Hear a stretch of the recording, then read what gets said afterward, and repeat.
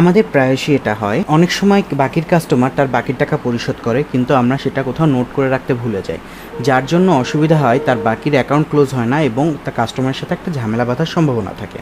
তো আমাদের এই বাকির হিসাবগুলো কীভাবে পুঙ্খানুপুঙ্খভাবে আমরা রেকর্ড রাখতে পারি তাই আজকে দেখব। সঞ্চয় অ্যাপের মাধ্যমে আপনি বাকির টাকা খুব সহজেই পরিশোধ করিয়ে দেখিয়ে দিতে পারবেন। যেমন আমি যদি দেখি, আমি তাগাদাতে গেলে দেখতে পাবো যে আমার একটা বাকি রেকর্ড করা আছে।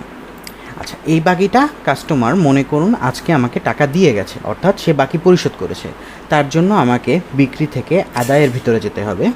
আদায়ের ভিতরে গেলে আপনি এখানে দেখতে পাবেন, এখানে আজকে ডেট সিলেক্ট করা আছে। আজকে এই পর্যন্ত আপনি যতগুলো বাকি আদায় করেছেন সেই বাকিগুলোর রেকর্ড এখানে দেখতে পাবেন। আপনি চাইলে এখানে রেফারেন্স সিলেক্ট করে সেগুলোও দেখতে পাবেন কে কবে আপনার বাকির টাকা পরিশোধ করেছে। তো যেহেতু আমার এখানে কোনো রেকর্ড নেই, সেই জন্য কোনো তথ্য নেই দেখাচ্ছে। আমি মনে করি আজকে ওই কাস্টমারটা আমাকে টাকা দিয়েছে, সো আমি এখন তার এই বাকি আদায়টা রেকর্ড করব। তার জন্য আদায় যোগ করুনে ক্লিক করব। আদায় যোগ করুনে ক্লিক করলে এখানে অটোমেটিক একটা ভাউচার ক্রিয়েট হয়ে যাবে। এখানে কাস্টমার নির্বাচন করুন। এখানে যদি আপনি ক্লিক করেন তাহলে আপনার যে কাস্টমারদের কাছে যত টাকা বাকি আছে সেটা দেখা যাবে।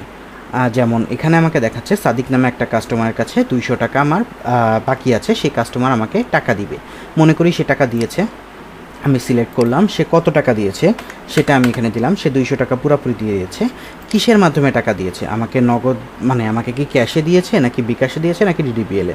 মনে করি সে বিকাশে দিয়েছে, আমি বিকাশ লিখলাম। এখানে আমি বিবরণ দিয়ে দিতে পারি, অথবা আমি যদি প্রমাণ হিসেবে রাখতে চাই আমার যে বিকাশে সে পেমেন্ট করেছে সেই স্ক্রিনশটটাও কিন্তু আমি এখানে সংযুক্ত করে দিতে পারি।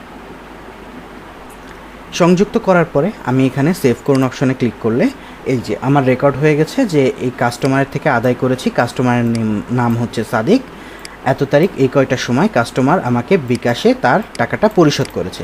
এবং এরপরে যদি আমি তাগাদাতে যাই তাহলে দেখব এখানে যে সাদিক নামে অপশনটি ছিল, অর্থাৎ সাদিকের কাছে আমার 200 টাকা বাকি ছিল, সেই বাকিটা আমার আর নেই। এভাবে আমরা বাকি আদায় টাকা রেকর্ড করে ফেলতে পারবো।